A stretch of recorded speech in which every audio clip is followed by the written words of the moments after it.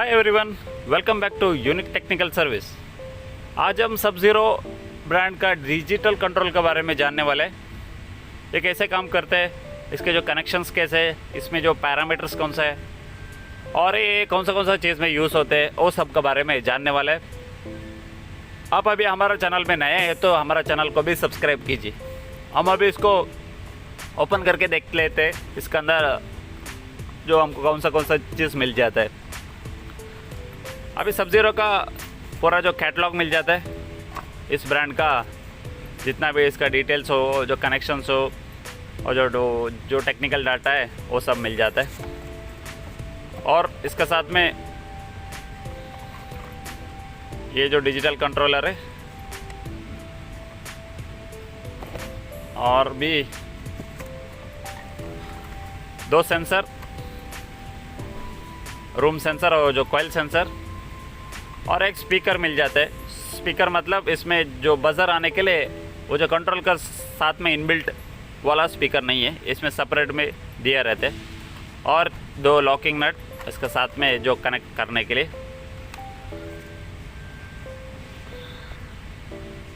ये वाला सबजीरो SZ7524/P model का है। ये 230 वोल्ट में आता है और ये -40 डिग्री और जो प्लस जो 50 डिग्री तक आप लोग इसमें ऑपरेटिंग कर सकते, यूज़ कर सकते हैं, -40 डिग्री और +50 डिग्री तक। और इसमें NTC रिले रहते हैं, इसमें कोई भी PTC रिले को अटैच नहीं कर सकते क्योंकि इसमें सेंसर मोड चेंज करने के लिए कोई भी ऑप्शन नहीं है इस मॉडल पे। और ये इसमें दो सेंसर, जो रूम सेंसर और जो कॉइल सेंसर अटैच करने के लिए।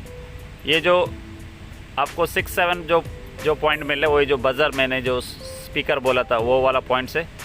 उसके बाद में compressor option, fan option, defrosting option. इसमें और एक यूनिक चीज़ है, इसको आपको जो कंप्रेसर में NO/NC दोनों पॉइंट्स मिल जाते हैं, नॉर्मली क्लोज नॉर्मली ओपन भी मिल जाते हैं। फ़ैन में नॉर्मली ओपन, डिफ्रॉस्टिंग में नॉर्मली ओपन है। और जो 1 एंड 2 पॉइंट में 230 वोल्ट देना चाहिए। यही इसका जो कंट्रोल कनेक्शन है, sensor, buzzer, compressor, fan, defrost, यही सारा चीज़ें। सेंसर ओनली NTC, PTC वाला इसमें सेंसर नहीं लगता है। और इसके जो कीपैड में एक जो अप एंड डाउन जो बटन मिल जाता है। उसके बाद में ये वाला जो रेड बटन आपको दिख रहा है, ये डिफ्रॉस्टिंग, मैनुअली डिफ्रॉस्टिंग कर सकते हैं। और जो कोई भी अलार्म आए तो, बजर अलार्म आए तो उसको साइलेंट करने के लिए ये बटन यूज़ कर सकते हैं। उसके बाद में जो ग्रीन वाला बटन है, सेट पॉइंट है। जो भी सेटिंग आप जो करना चाहते हैं इस पॉइंट से आपको सेटिंग कर सकते हैं। Up and down, set button, defrosting, manual defrosting. ये वाला डिजिटल कंट्रोलर आपका जो freezer, chiller, walk in freezer हो सकते हैं, वॉक इन चिलर भी हो सकते हैं, अपराइट चिलर हो सकते हैं, अंडर काउंटर चिलर हो सकते हैं, सलाड चिलर हो सकते हैं। कोई भी चिलर एंड फ्रीज़र में ये वाला कंट्रोलर का यूज़ कर सकते हैं। आजकल जो फ्रिज में, जो घर में आने वाला फ्रिज में भी जो डिजिटल कंट्रोल हो जाए, शायद वो ख़राब हो सकते हैं। उसका जो ओरिजिनल आपको कंट्रोलर डालने के लिए बहुत महंगा पड़ेगा, इसलिए उसका जगह में ये वाला डिजिटल कंट्रोल का आप इंस्टॉल करके ईजी में यूज़ कर सकते हैं। क्योंकि फ्रिज जो आपका जो घर का फ्रिज में डिफ्रॉस्टिंग के लिए अलग से टाइमर दिया रहता है कोई जगह में। सो ये वाला डिजिटल कंट्रोल डालेगा तो वो टाइमर यूज़ करने का आपको ज़रूरत नहीं पड़ेगा, ईजी में आप यूज़ कर सकते हैं। थर्मोस्टेट का भी ज़रूरत नहीं पड़ेगा।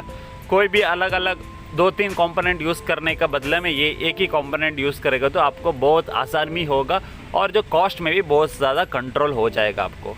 अभी हम इसको पावर दे के और जो सेंसर और बजर को अटैच करेंगे।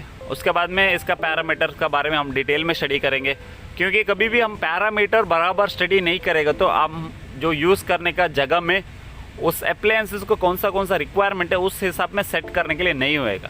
सो कोई भी कंट्रोलर आपको पैरामीटर जानना ज़रूरी है, वो भी क्लियरली जानना ज़रूरी है। कोई पैरामीटर में जो सेटिंग, जो पैरामीटर से अलग अलग टाइप में लिखा रहता है। कोई में जैसे ID+974 में अलग सा पैरामीटर है, इसमें भी अलग सा ही पैरामीटर है। कोई जो सिमिलर है बट उसमें जो दिखाने वाला जो पॉइंट्स है वो अलग अलग दिखा रहता है। किसी में P1, P2, 3, किसी में उसका एक्चुअल नाम ही लिखा रहता है। सो इसमें जो सेटिंग में जाना कैसे है, उसमें जो सेट कैसे करना है वो हम अभी जान लेते हैं। मैं अभी इसका जो सिंपल सा एक वायरिंग कनेक्शन करता हूँ, कोई भी आउटपुट्स नहीं देगा, खाली इनपुट्स दे के इसका ऑपरेटिंग हम जानेंगे। अभी मैं इसका जो कनेक्शन कर चुका हूँ, आउटपुट नहीं किया हुआ है, खाली इनपुट्स किया हूँ। इधर फेस जो न्यूट्रल दिया हुआ है 1 और 2 में 230 वोल्ट देना है उधर, और एक इधर जो हमारा जो कंप्रेसर फैन और डिफ्रॉस्टिंग के लिए एक जो कॉमन पॉइंट है उसको एक फेस भी दिया हुआ है लूप करके। उसके बाद में 2 सेंसर, रूम सेंसर और जो कॉइल सेंसर, और दोनों का जो कॉमन पॉइंट और जो बीच वाला पॉइंट में कनेक्शन किया हुआ 4 नंबर में। इधर रूम सेंसर, कॉइल सेंसर और जो बीच वाला जो कॉमन पॉइंट, ये दोनों को मिला के एक जो 4 नंबर में कनेक्ट किया हूँ। उसके बाद बजर है, आपको को चाहिए तो यूज़ कर से, नहीं चाहिए तो डिस्कनेक्ट भी करके रख सकते हैं। ये वाला 2 पॉइंट से buzzer, 230 volt, coil sensor, room sensor इधर का कॉमन। उसके बाद में अब कनेक्शन करने के टाइम आउटपुट, डिफ्रॉस्टिंग के लिए आउटपुट, फ़ैन के लिए आउटपुट, कंप्रेसर के लिए आउटपुट। हम अभी इसका जो पावर ऑन करके चेक कर लेते हैं। स्टार्टअप ले रहे, अभी आपको जो टेम्परेचर दिखाता होगा जो हमारा जो रूम सेंसर का, रूम सेंसर देख सकते हैं आप। ये वाला रूम सेंसर है, इस पॉइंट वाला।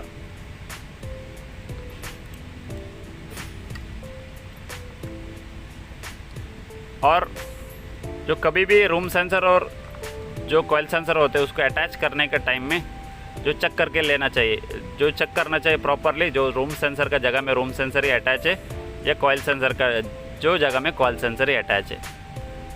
जैसे कि ये मेरा इधर का जो रूम सेंसर जो है अभी जो 29.9 दिखा रहा है, आपको इसको थोड़ा वार्म करेगा तो और भी ये ऊपर चला जाता है। ऐसे भी आप देख सकते हैं जो रूम सेंसर कौन सा बोल के।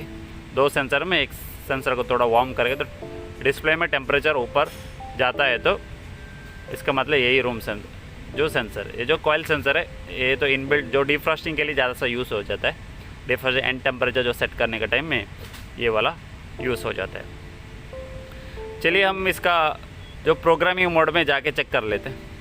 ये वाला प्रोग्रामिंग मोड है, ये बटन को लॉन्ग प्रेस करने हैं।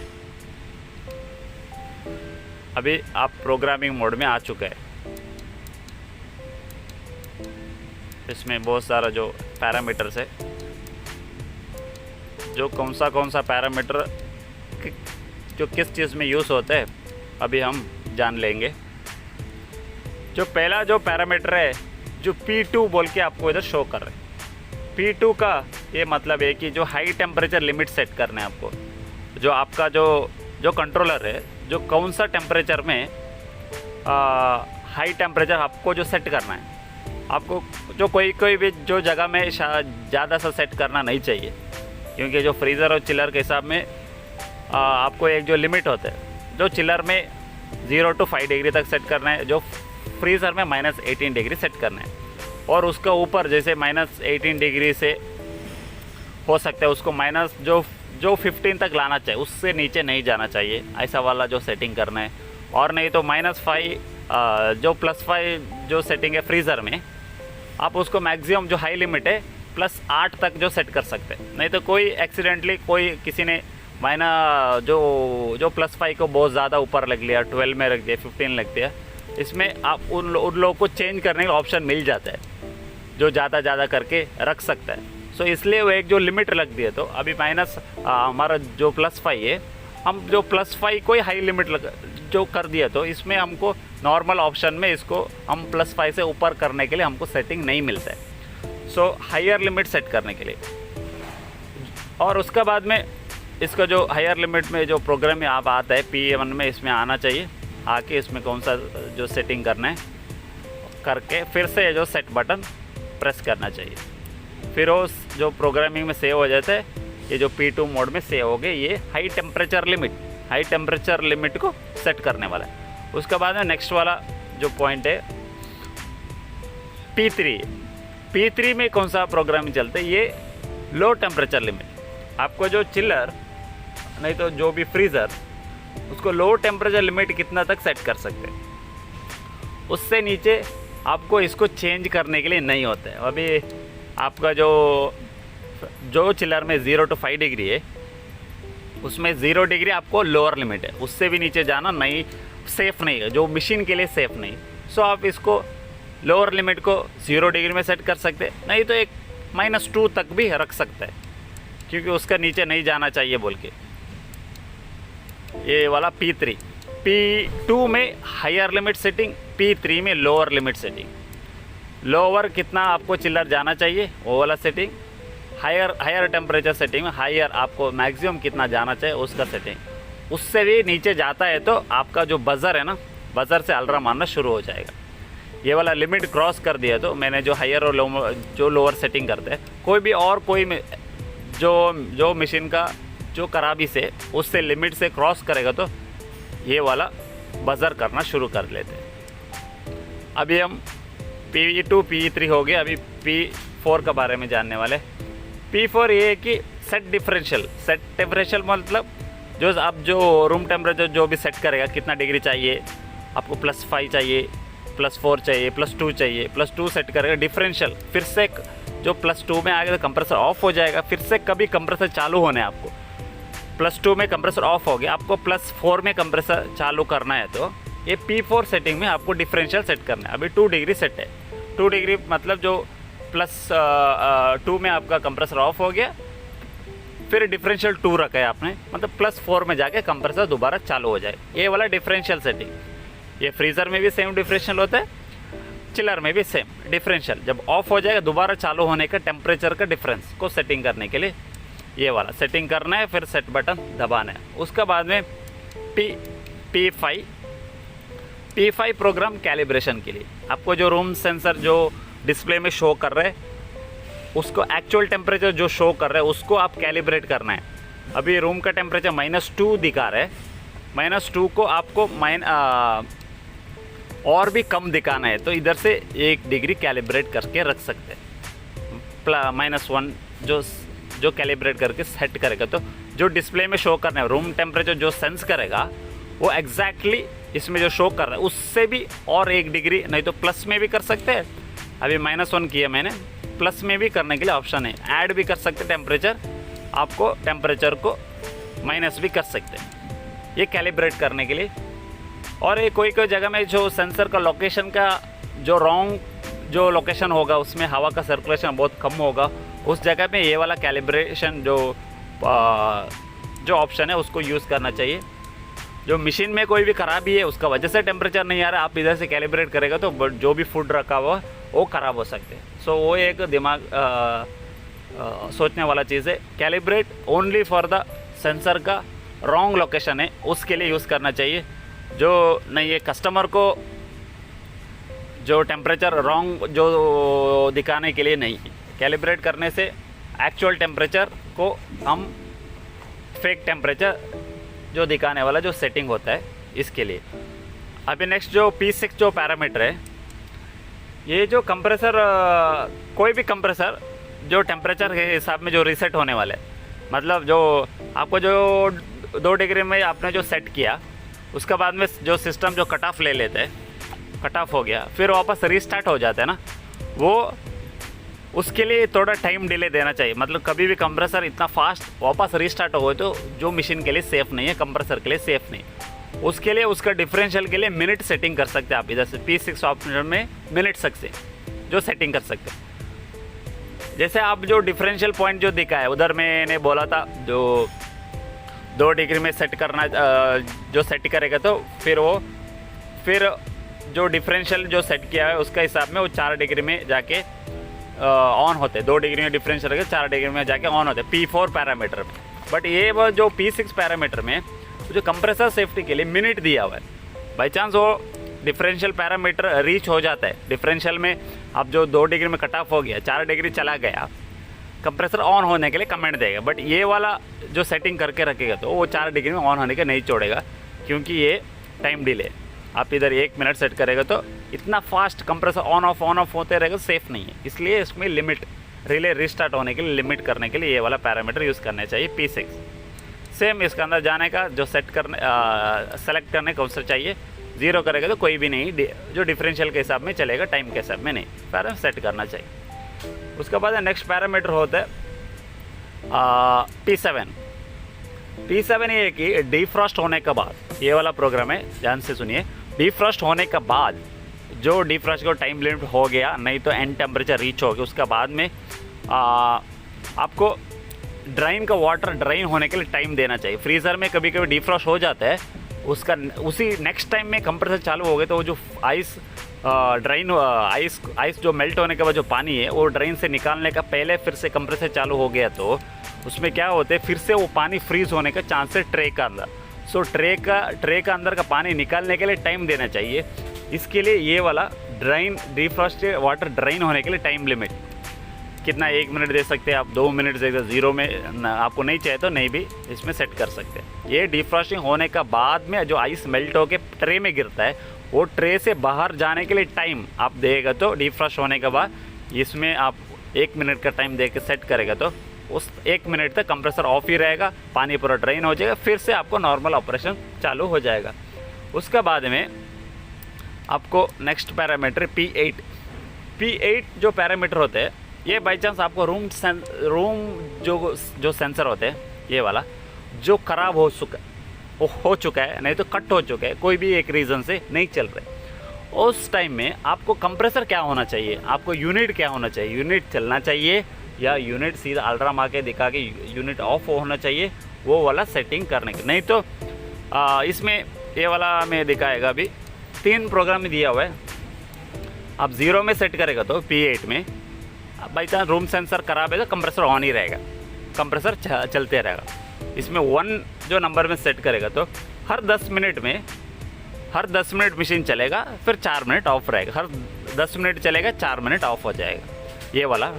उसके बाद 2 में आपका कंप्रेसर ऑफ ही रहेगा, सेंसर खराब हो गया, कंप्रेसर ऑफ ही रहेगा, तो आपको जो इक्विपमेंट नहीं चलने वाले, फ्री सेंसर में सेंसर खराब है बोल के अलार्म दिखाते रहेगा, मशीन नहीं चलेगा। तो ये एक अच्छा नहीं है, क्योंकि आपको जो आइटम रखा हुआ है रात में होगा, कोई नहीं है उधर, अलार्म आया कोई देखा नहीं, मशीन कंप्रेसर ऑफ रहेगा, फूड आइटम खराब हो सकते हैं।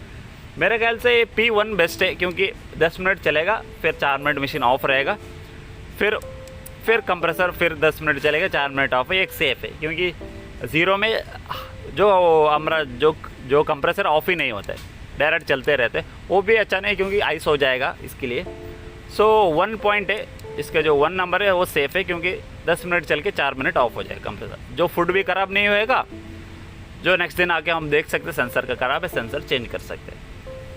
फिर उसके बाद में ये जो P9 जो पैरामीटर में ये जो सेटअप जो पावर होता है, जब पावर सेट ऑन हो जाएगा उसके बाद में डिफ्रॉस्ट स्टार्ट होने की डिले, अभी मशीन ऑन है, जब ऑन करेगा तो 30 मिनट्स के बाद में जो भी डिफ्रॉस्टिंग स्टार्ट हो जाएगा। जब पावर ऑन होते हैं उसी टाइम में नहीं होते, इसमें डिले कर सकते हैं आप लोग, कितना टाइम चाहिए, 30 मिनट के बाद में आपको स्टार्ट होना चाहिए। तो आफ्टर द पावर ऑन, जब पावर ऑफ था, पावर ऑन करने के बाद 30 मिनट के बाद में भी जो भी डिफ्रॉस्टिंग है होना चाहिए, क्योंकि उसका पहले कोई भी आइस जमा रहे जो नहीं रहते। उसके बाद है नेक्स्ट P पैरामीटर, जो इधर तक जो P9 तक ही लास्ट है, ये उसके बाद में L1 पैरामीटर स्टार्ट हो जाता है। ये जो L1 पैरामीटर है, आपको इवेपोरेटर फैन को स्टॉप कर सकते हैं, कोई भी एक टेम्परेचर में आपको इवेपोरेटर फैन को कंप्लीट स्टॉप कर सकते हैं। अभी ये जो +2 डिग्री में सेट है, L1 में अभी कितना भी टेम्परेचर चाहिए आपको, 1 डिग्री में नहीं तो 3 डिग्री में सेट करेगा, तो जब 3 डिग्री आएगा रूम टेम्परेचर, उस टाइम में इवेपोरेटर फैन स्टॉप हो जाएगा। इधर सेट करेगा तो इवेपोरेटर फैन स्टॉप हो जाएगा। उसके बाद में टेम्परेचर क्या होगा, सडनली लोअर होना शुरू कर देगा, क्योंकि फ़ैन बंद हो गया, सडनली टेम्परेचर लोअर होना शुरू हो जाता है। +2 से +1 0 ऐसा नीचे आना शुरू हो जाता है। इसके लिए एक इसका रिस्टार्टिंग जो टेम्परेचर भी है वो नेक्स्ट पैरामीटर देख लेते हैं हम। अभी L2 पैरामीटर देख सकते हैं, ये जो पहले वाला जो L1 में मैंने बोला था कितना डिग्री में आप जो रखेगा तो आपका जो इवेपोरेटर फैन स्टॉप हो सकता है, उसको इसमें जो L2 में उसका रिस्टार्टिंग टाइम इसमें सेट कर सकते, कितना मिनट तक ऑफ होना चाहिए, 1 मिनट तक ऑफ होना है, 2 मिनट तक ऑफ होना है, उतना जो इवेपोरेटर टेम्परेचर जो इवेपोरेटर फैन 2 डिग्री में बंद हुआ, फिर उसका बंद होने का 1 मिनट का बाद में फिर से मेरे को रिस्टार्ट चाहिए, तो इसमें कौन सा कितना मिनट के बाद में आपको रिस्टार्ट चाहिए वो वाला इसमें पैरामीटर सेट कर सकते हैं। उसके बाद में नेक्स्ट पैरामीटर देख लेते हैं L3 में जो होता है कंप्रेसर स्टॉप हो जाता है। जब कंप्रेसर टेम्परेचर रीच होने के बाद कंप्रेसर स्टॉप हो गया तो हमको जो कंप्रेसर का साथ में इवापोरेटर फ़ैन ऑफ होना है, हमको चाहिए नहीं चाहिए, उसमें L3 में सेट कर सकते हैं। अभी 0 में आप जो सेट करेगा तो कंप्रेसर जब ऑफ हो जाए, कट ऑफ हो जाए, उसी सेम टाइम में इवापोरेटर फ़ैन उसके साथ में ऑफ हो जाता है। आप इसको 1 डिग्री में सेट करेगा तो जब कंप्रेसर ऑफ हो जाएगा इवापोरेटर फ़ैन चलते रहेगा। नॉर्मली यही सेटिंग रहते 1 में ही, क्योंकि कंप्रेसर जब ऑफ हो जाए इवापोरेटर एयर सर्कुलेशन चाहिए इसके लिए। नेक्स्ट पैरामीटर L4 में मैंने बोला था जो L1 का बारे में। L1 में जो डिग्री में आप जो सेट करेगा, 4 डिग्री में सेट करेगा तो 4 डिग्री में आपको इवापोरेटर फ़ैन ऑफ हो जाएगा।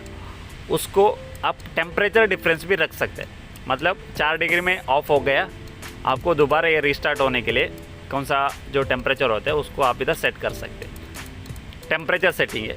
L2 में होता है जो मिनट के हिसाब में, L4 में जो होता है जो टेम्परेचर के हिसाब में कौन सा डिफरेंशियल चाहिए। बट ये जो L4 का जो डिफरेंशियल है, आप इधर 2 डिग्री रहेगा तो 4 डिग्री में रूम टेम्परेचर आ गया, 2 डिग्री नीचे चला गया, फिर आपको इवापोरेटर फैन स्टार्ट हो सकता है। बट ये जल्दी रीच हो गए तो फिर भी आप जो L2 में आपको टाइम डिले जो रखा हुआ है, ये पहले उसी को ही सुनेगा, इसको नहीं, टेम्परेचर के हिसाब में नहीं, टाइम डिले के हिसाब में सुनेगा।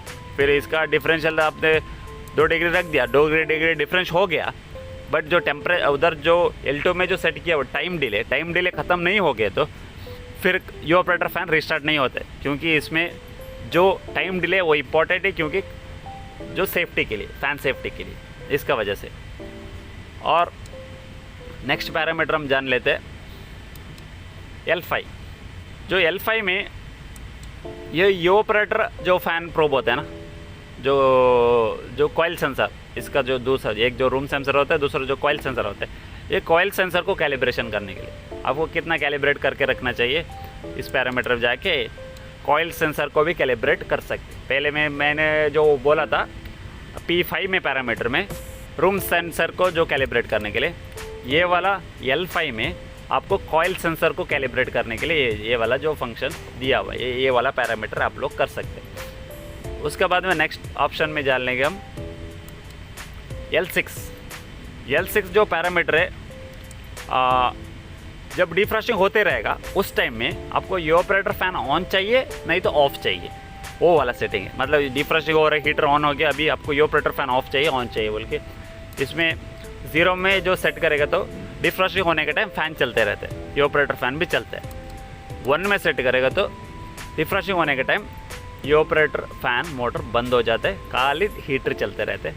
इसमें ये जो 1 वाला जो बेटर है, क्योंकि उसका हीटर का जो ब्लो आता है ना, जो वार्म एयर रूम में भी फ़ैन ऑन हो तो रूम में भी चला जाता है, और डिफ्रॉस्टिंग में प्रॉपरली नहीं होते। सो हीटर ऑन रहने का ना, खाली हीटर रहना चाहिए, इवापोरेटर फ़ैन बंद रहना चाहिए, ये वाला पैरामीटर उसके लिए।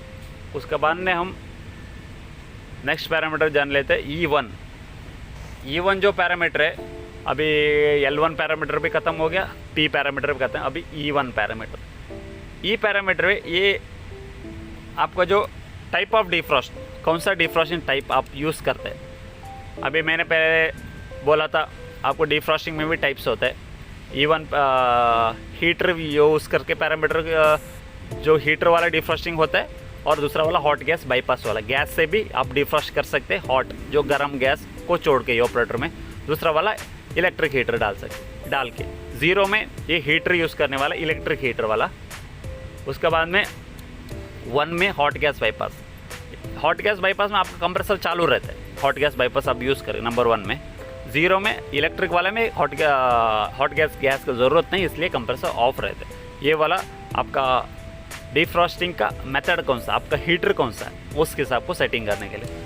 उसके बाद में नेक्स्ट पैरामीटर है E2 में आप कंप्रेसर जो डिफ्रॉस्टिंग होते हैं वो कौन सा, जो काउंटिंग करके, मतलब जो अभी कितना घंटा में आप जो 6 आवर में एक बार डिफ्रॉस्टिंग होना चाहिए, इसको जो पैरामीटर नॉर्मली रहते हैं, जो चिलर के लिए 6 आवर, फ्रीज़र के लिए 3 to 4 आवर में हम सेट करें, वो कौन सा काउंटिंग, कौन सा आवर, कौन सा जो कंप्रेसर का काउंट करते हैं, या पूरा यूनिट का काउंट कर सकते हैं, या एक्चुअल टाइम जो टाइम के हिसाब में काम करते हैं बोल के आप उसका हिसाब में उसको जो सेटिंग करने के लिए E2 पैरामीटर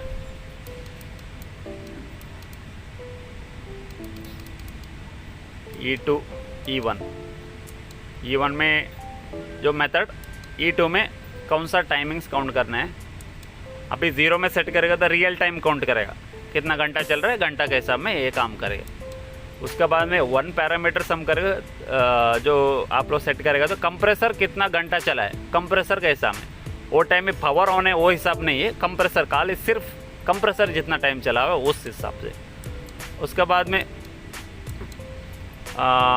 इसमें 2 ही पैरामीटर है, एक जो टोटल आवर्स, दूसरा जो कंप्रेसर आवर, कंप्रेसर कितना घंटा चला है उसके बाद में पैरामीटर जो सेट करना चाहिए। नेक्स्ट पैरामीटर E2 के बाद में E3 जैसे कि मैं पहले बोला था E3 में कितना घंटा में आपको डिफ्रॉस्टिंग चाहिए, इंटरवल बिटवीन द डिफ्रॉस्ट, एक डिफ्रॉस्टिंग के दूसरा डिफ्रॉस्टिंग के बीच में कितना टाइम्स चाहिए। फ्रीज़र के लिए 6 आवर, फ्रीज़र के लिए 3 to 4, जैसे आपका इक्विपमेंट के हिसाब में पूरा नया है उसके हिसाब में 6 डिग्री चिलर में इनफ है। इसमें सेट करने के लिए डिफरेंशियल आपको सेट कर सकते। इसके बाद में नेक्स्ट पैरामीटर E4 में कितना आपको डिफ्रॉस्टिंग जब चालू है कितना मिनट चलना चाहिए, डिफ्रॉस्ट कितना मिनट तक डिफ्रॉस्टिंग चलते रहे। इसमें 30 मिनट सेट है, आपका अप्लायंसेस के हिसाब में कम कर सकते हैं, 20 मिनट करके 15 मिनट करके भी आप लोग सेट कर सकते हैं। उसका सेट करके फिर से सेट बटन दबाना है।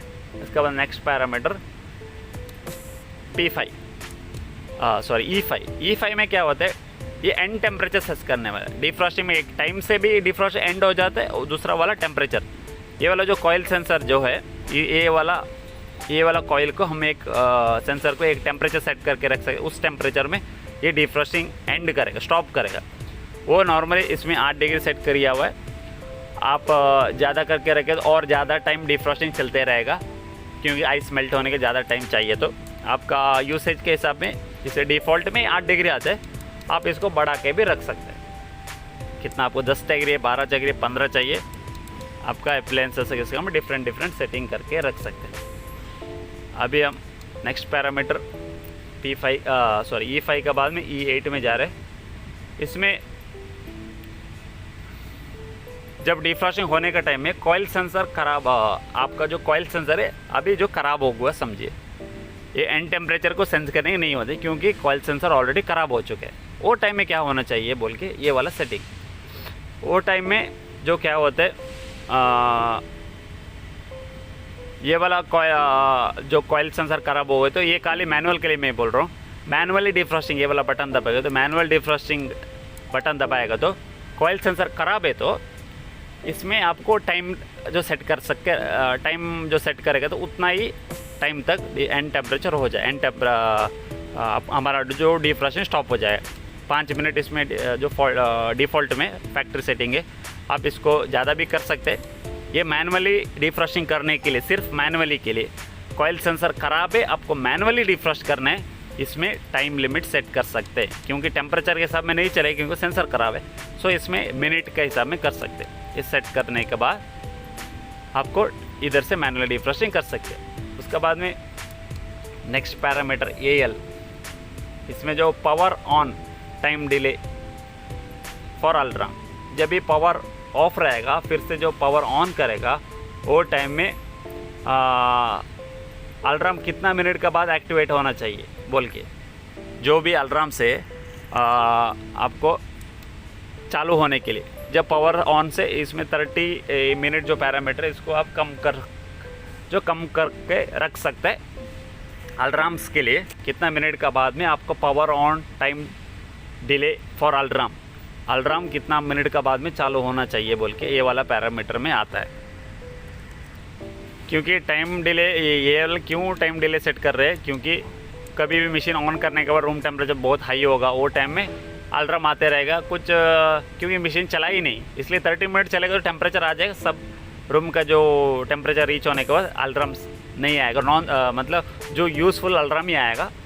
जब पावर ऑन करेगा तो हाई टेम्परेचर वो सब अलार्म आते रहेगा, इसके लिए ये पैरामीटर ये लोग ने दिया हुआ है। सेट करके उसके बाद में F5 जो पैरामीटर है, आपको जो पूरा जो कंट्रोलर आपने जो सेट किया हुआ है उसको फैक्ट्री सेट में वैल्यू ऐड करना है। फैक्ट्री जो भी पैरामीटर है आपको हटाना है। फिर से आप इसमें 1 डिग्री सेट करेगा तो पूरा पैरामीटर आपने अभी तक जो सेट किया है वो फुल्ली फैक्ट्री रिसेट हो जाएगा। जो फैक्ट्री से जो आने के टाइम जो पैरामीटर वो पैरामीटर में चला जाता है, आपने जो सेट किया वो सब निकल जाता है। डिफ़ॉल्ट में 0 है, 1 डिग्री सेट करेगा तो all the parameter will be remove. LP ये लॉक है, जो आपको कीपैड को लॉक करने के लिए। इसमें 0 में सेट किया हुआ है, मतलब डीएक्टिवेट है कीपैड लॉक के लिए। इसमें 1 सेट करेगा आपका कीपैड लॉक हो जाता है, सेट करेगा तो कीपैड लॉक हो जाता है। कोई भी कीपैड लॉक है तो आप ये वाला प्रोग्राम LP में आके कीपैड को ओपन करना चाहिए। जब आप डिस्प्ले ऑपरेट करने के टाइम डिस्प्ले में LP बोल के दिखाएगा तो इसका मतलब है आपका कीपैड लॉक है। उसके बाद में नेक्स्ट वाला RS, ये तो जो रेजोल्यूशन जो सेट करने का, रेजोल्यूशन मतलब कोई भी टेम्परेचर दिखाएगा 1 डिग्री 2 डिग्री 3 डिग्री ऐसा दिखाता है। आपको रेजोल्यूशन सेट करके 1.1 1.2 1.3 के हिसाब में फुल्ली डिटेल्ड टेम्परेचर चाहिए, जो पॉइंट भी दिखाना चाहिए, 0.1 0.2 दिखाना चाहिए। इसमें पैरामीटर आप लोग सेट करके रख सकते हैं। आप अभी 0 में सेट करेगा तो ये इसका 0.1 0.2 0.3 1 1.1 ऐसा दिखाता है। आप इसको जो 1 में सेट करेगा तो आपको खाली 1 2 3 दिखाएगा, 1 का बीच वाला जो टेम्परेचर नहीं शो नहीं होता है। ये वाला जो इसका जो पैरामीटर्स है, जितना भी पैरामीटर्स है अभी मैं सेट करके आपको दिखा चुका हूँ। अभी एक कॉमनली जो प्रॉब्लम्स आते हैं, कभी आप नए जगह में जाए होगा आपको जो कीपैड लॉक रहता है। सो ये वो एक मैं कैसे ओपन करने का आपको दिखाता हूँ। फिर से एक लॉक करके देख लेते हैं वो जो LP वाला पैरामीटर, नहीं तो फिर डाउट नहीं आना चाहिए। LP में सेट बटन ऑन, अभी पैरामीटर आपको ऑन हो चुका है। LP मतलब लॉक पैरामीटर। अभी आप इसमें पीछे आके EP में जाके एंड प्रोग्राम करने रहे। अभी 32 डिग्री दिखा रहा है। आपको कुछ सेट टेम्परेचर चेक करना है, आपको सेट करना है। कुछ सेट करने के लिए बटन दबा रहे, नहीं हो रहा है, दिखाइए LP दिखा रहे। ऐसा वाला आपको सेट टेम्परेचर चेंज करने के लिए ये कंट्रोलर नहीं छोड़ रहा है आपको, क्योंकि ये कीपैड उधर LP से 1 डिग्री जो 1 नंबर सेट किया है, इसलिए कोई भी पैरामीटर नहीं चलेगा। जो डिफ़ॉल्ट में जो भी है वही है, क्योंकि कोई भी जगह में कोई लोग जो अनटेक्निकल पर्सन होते हैं इसको ऑपरेटिंग करके इसका जो सेटिंग को जो ख़राब कर लेते, इसलिए ऐसा वाला लॉक कर ले तो सेफ़ है, आपके लिए भी सेफ़ है। अभी ऐसा लॉक है, आपको ओपन कैसे करेंगे वो भी एक ज़रूरी जो टेक्निकल पर्सन को ओपन करना ही पड़ेगा। अभी प्रोग्रामिंग बटन को लॉन्ग प्रेस करना है, जैसे कि P2 में आ गया। फिर से अब ईजी में जाना है तो इधर से जाके LP में जाना चाहिए, 0 डिग्री सेट करना चाहिए, सेट करके फिर से EP में आके एंड टेम्परेचर दबाना है। अभी आपको सेट करना है, अभी 2 डिग्री में आपको अभी सेट करने के लिए नहीं अभी हो रहा है। LP दबाएगा तो नहीं होते, LP को प्रोग्राम में जाके रिमूव करना चाहिए। रिमूव करेगा तो आपको कीपैड एक्टिवेट हो जाएगा। यही एक इसका जो इम्पोर्टेंट पैरामीटर्स है, इतना ही जानना है हमको। इसका हिसाब में हम ऑपरेटिंग कर सकते हैं। इसको कौन सा जगह में यूज़ करना है, किस जगह में कौन सा पैरामीटर चाहिए, आप उधर से चेंज करके यूज़ कर सकते हैं। Thank you for watching. Video अच्छा लगे तो लाइक्स और कमेंट कीजिए।